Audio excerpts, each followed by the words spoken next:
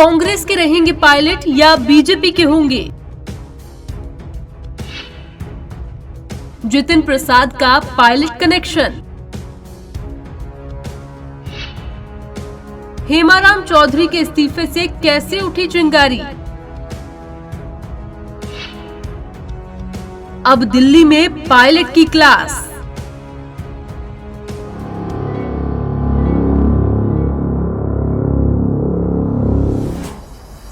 राजस्थान कांग्रेस में सब कुछ ठीक नहीं है। कांग्रेस के कई कद्दावर नेता पार्टी से नाराज चल रहे हैं। इसमें सबसे बड़ा नाम है सचिन पायलट। पिछले साल की तरह इस साल भी सचिन पायलट के बगावती सुर बाहर निकलते हुए दिख रहे हैं। उत्तर प्रदेश में जितिन प्रसाद के कांग्रेस छोड़कर बीजेपी में शामिल होने के बाद सचिन पायलट पर सुई आकर ठहर गई है। ये कयास लगाए जा रहे हैं कि सचिन पायलट भी कांग्रेस छोड़ सकते हैं, लेकिन जब भी इस तरह की अटकलें उठती हैं, पायलट कुछ ऐसा करते हैं कि किसी को समझ में ही नहीं आता कि आखिर आगे होगा क्या।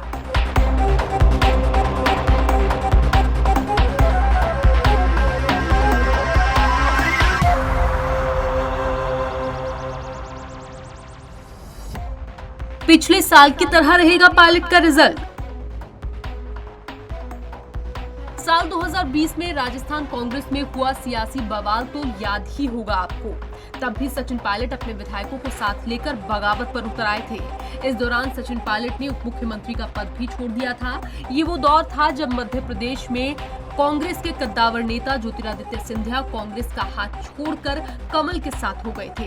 ज्योतिरादित्य सिंधिया के पार्टी छोड़ने के साथ मध्य प्रदेश कांग्रेस के कई विधायकों ने भी कांग्रेस पार्टी छोड़ दी थी, जिसके बाद शिवराज सिंह चौहान ने कमलनाथ का तख्ता पलटकर मुख्यमंत्री की गद्दी फिर से संभाल ली थी। उस समय राजस्थान में भी मध्य प्रदेश जैसे हालात बन चुके थे। यहाँ भी सचिन पायलट अपनों से ही बगावत पर उतर आए थे। अशोक गहलोत के खिलाफ सचिन पायलट की नाराजगी ने उन्हें बगावत पर मजबूर कर दिया था और इस दौरान मीडिया में ये खबरें जोरों से उठने लगी थी कि सचिन पायलट भी सिंधिया की तरह ही अपने विधायकों के साथ कांग्रेस छोड़ सकते हैं, लेकिन ऐसा कुछ भी नहीं हुआ। लगभग 1 महीने से भी ज्यादा समय तक चले राजस्थान में सियासी ड्रामे का अंत कांग्रेस के लिए सुखद हुआ।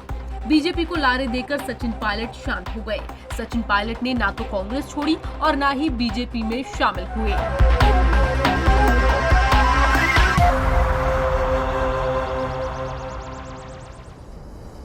पायलट के बीजेपी में शामिल होने की चर्चा क्यों?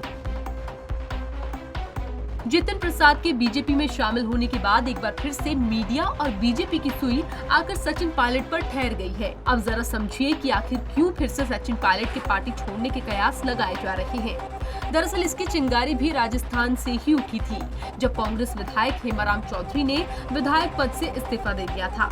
हेमाराम चौधरी पायलट खेमे के विधायक हैं। 2020 में पायलट की पार्टी से बगावत में हेमाराम भी उनके साथ खड़े थे।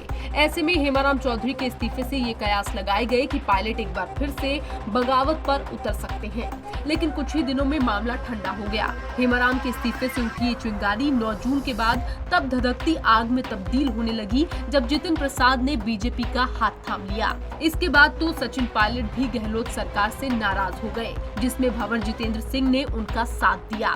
10 जून को सचिन पायलट के घर में 8 कांग्रेस विधायक जुटे थे। इतना सब चल ही रहा था कि दिल्ली से प्रियंका गांधी ने सचिन पायलट को फोन कर दिल्ली बुला लिया। अब सचिन 2 दिन तक दिल्ली दौरे पर ही रहेंगे।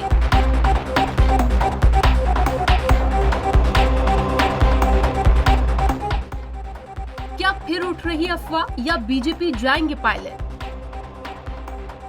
जितिन प्रसाद के बीजेपी ज्वाइन करने के बाद पायलट के बीजेपी में शामिल होने की बात अभी तक महज एक अफवाह ही लग रही है, क्योंकि खुद सचिन पायलट शुक्रवार को इस बात का सबूत दे चुके हैं। जब एक पत्रकार ने सचिन पायलट से सवाल किया कि क्या आप बीजेपी में शामिल हो रहे हैं, रीता बहुगुणा ने आपसे फोन पर बात की थी, तो इसके जवाब में सचिन पायलट ने क्या कहा आप भी सुनिए।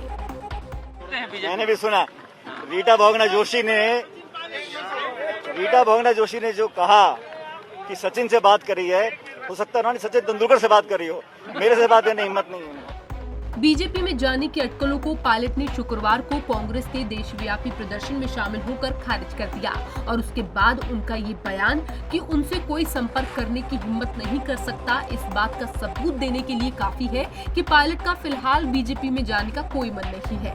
ये तो थी बयानों के आधार पर बात, लेकिन राजनीति में कौन कब किसका दामन छोड़ दे और कौन कब किसका दामन थाम ले, कुछ कहा नहीं जा सकता। बहरहाल दिल्ली में पायलट की आलाकमान के साथ क्लास चल रही है। अब दिल्ली की बैठकों में क्या फैसला होता है और पायलट कांग्रेस में रहेंगे या नहीं, ये तो आने वाला वक्त ही बताएगा। पंजाब केसरी टीवी के लिए डेस्क से पंकज पांडे की रिपोर्ट।